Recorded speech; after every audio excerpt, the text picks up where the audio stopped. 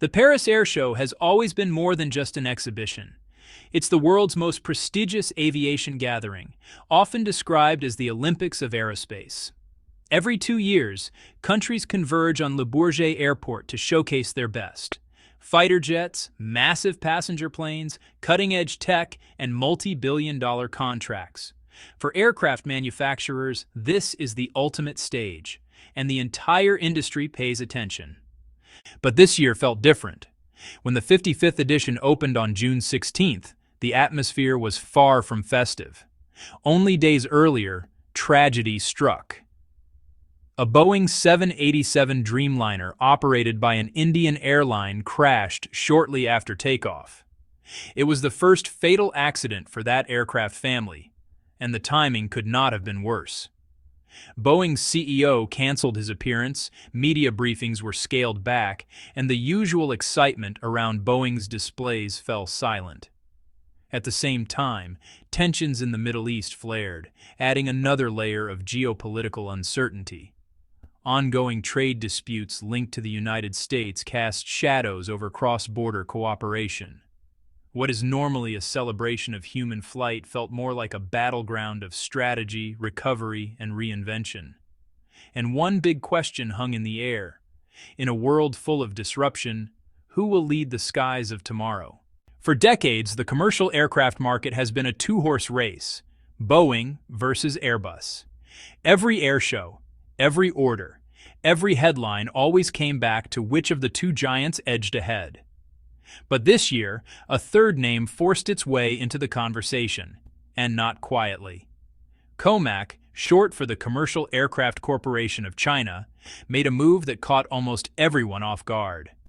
Within the first 3 days of the Paris Air Show, 3 major Chinese carriers, China Eastern, Air China, and China Southern, placed orders for 100 C919 jets. That's not just impressive. That's the kind of order volume that shakes boardrooms in Seattle and Toulouse. The C919 is COMAC's challenger to the Boeing 737 and Airbus A320, a narrow-body jet built for short and medium-haul routes. Until now, it was viewed mainly as a domestic project, not something ready to challenge the duopoly on a global stage. But this year changed that completely. COMAC didn't just attend. They dominated headlines, stood alongside the industry's biggest players, and walked away with an order book many legacy manufacturers would envy. For the first time in decades, we're seeing the rise of a tripolar era in commercial aviation, and China wants its seat at the table. If the C919 was COMAC's opening punch, the C929 became their bold declaration of intent. Revealed at the Paris Air Show, the C929 is COMAC's upcoming wide-body, long-haul aircraft, the type designed to connect continents, not just countries. It's built to compete with heavyweights like the Boeing 787 Dreamliner and Airbus A350. Though still under development, it took center stage at COMAC's booth, constantly drawing crowds and camera flashes. What really caught the industry's attention wasn't only the sleek mock-ups, but the buzz behind them. Reports suggesting the C929 is nearing flight tests, with certification targeted for 2032 and commercial service by 2035. Sure, that's a long development path, but for a nation that only recently entered the large jet market, it's an ambitious and serious timeline. Even executives from Airbus and Boeing were spotted examining the display. A subtle but undeniable sign that COMAC's progress is being taken seriously at the highest levels. If successful, the C929 could disrupt one of aviation's most profitable and tightly guarded segments. Because while short-haul jets make up most flights, long-haul aircraft carry the big profits. International business travelers, global cargo, and national prestige. The question now isn't whether COMAC can build a jet. It's whether they can build one that flies safely, efficiently, and profitably at scale. Building a jet is hard. Building one the world trusts is even harder. And that's where COMAC is playing a smart game. Instead of trying to build every component themselves, COMAC is forming partnerships with major global aerospace suppliers. At the Paris Air Show, they announced several deals that raised eyebrows and credibility. First, they signed memorandums of understanding with France's Safran Group, one of the most respected aerospace suppliers on the planet. The agreements cover essential systems like braking controls, anti-icing detection, tire pressure monitoring, and crew oxygen systems, all vital for safety and reliability. Next, COMAC partnered with Crane Aerospace, a U.S. company known for expertise in door control and monitoring systems, ensuring aircraft doors stay safely sealed under extreme pressure. These aren't just parts deals. They are signals of trust. When established Western suppliers join your program, it sends a message: this project is serious. We believe in it. In effect, COMAC is producing aircraft that are built in China but strengthened by technology partners from around the world. It's a strategy very similar to Airbus in its early years, blending domestic production with international supply chains. It reduces risk and leverages proven technology so COMAC can focus on integrating, assembling, and delivering planes that meet global standards. Step by step, partnership by partnership, China isn't just building jets. It's building credibility.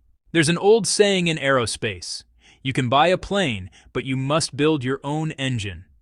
Jet engines are among the most complex machines ever created.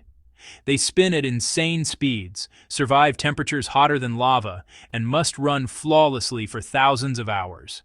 That's why only a few countries, the US, Britain, France, have mastered them. Now China wants to join that elite group. At the Paris Air Show, COMAC revealed that the future C929 will likely be powered by a domestic engine, the CV2000, a high-bypass turbofan built for long-haul twin-aisle aircraft. This isn't just about engineering, it's a national milestone. If successful, the CV2000 would be China's first large jet engine, competing with giants like GE's GEnx and Rolls-Royce's Trent series. What's at stake? Fuel efficiency, for one.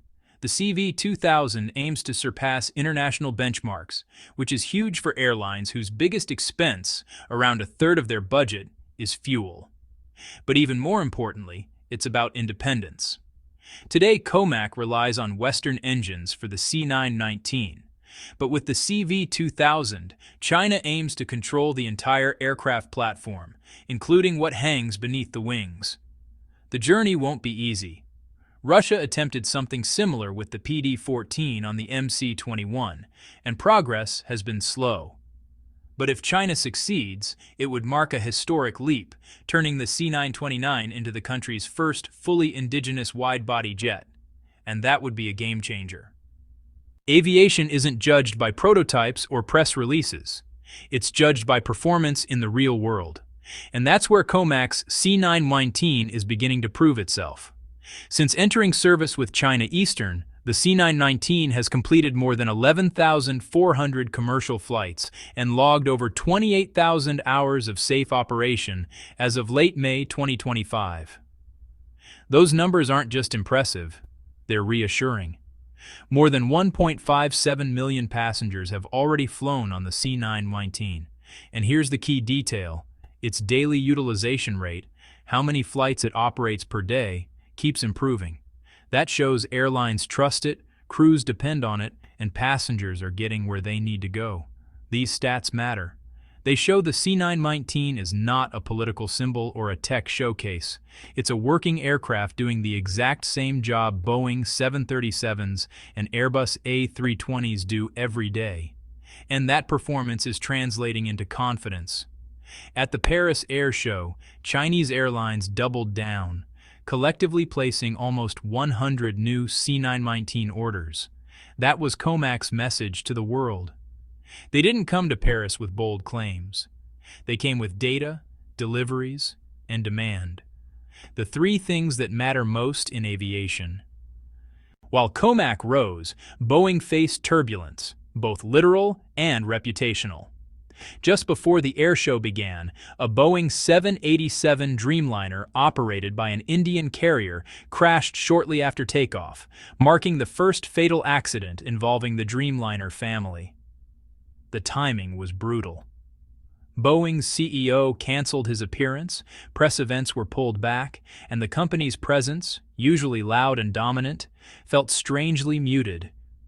Even more surprising, Boeing brought only a single aircraft, a 777-300ER on static display. No 737 MAX, no 787, no 777X. Nothing new, nothing flying. Meanwhile, Airbus was signing major deals almost every hour, from LOT's A220 order to Vietjet's huge A321 purchase. Boeing barely made the news. Worse, its stock dropped 9% in one day as the crash circulated globally. But this isn't just about one tragedy. Boeing has faced a chain of setbacks. A 737 MAX door plug blew out mid-flight earlier this year. The FAA imposed strict production caps, and airlines along with investors are questioning not just aircraft reliability, but Boeing's entire quality control culture. Compared to COMAC's momentum and Airbus's surge, Boeing's performance in Paris felt like a company trying to stabilize while its competitors accelerate. For decades, commercial aviation was a two-player game, Boeing and Airbus. They shaped the market, dictated standards, and divided the skies. But after this year's Paris Air Show, it's clear that era is fading. With COMAC's breakout moment, from massive C919 commitments to the unveiling of the ambitious C929, China has firmly joined the global conversation. And they're not just participating, they're gaining momentum, forming global partnerships, and setting long-term goals that could redraw the aviation landscape. Meanwhile, Airbus continues its winning streak, securing orders across continents and showcasing fuel-efficient models like the A350 and fast-growing A220. They aren't just maintaining dominance, they're expanding it. And Boeing, for now, is in a moment of reassessment. Between technical issues, accidents, and shaken investor trust, the company must prove it can lead again, not just with innovation, but with reliability. What we're witnessing isn't just a change in headlines, it's a shift in global power. The skies are no longer controlled by two players. We're entering a tripolar age, with the United States, Europe, and China all competing for height in one of the world's most high-stakes industries. Who will shape the future of flight? We don't know yet, but one thing is certain: the race is back on, and the world is watching. If you found this breakdown insightful, make sure to subscribe and turn on notifications. We'll keep covering every twist in the global aviation race, from new technology to new competitors. Thanks for watching, and see you in the next episode.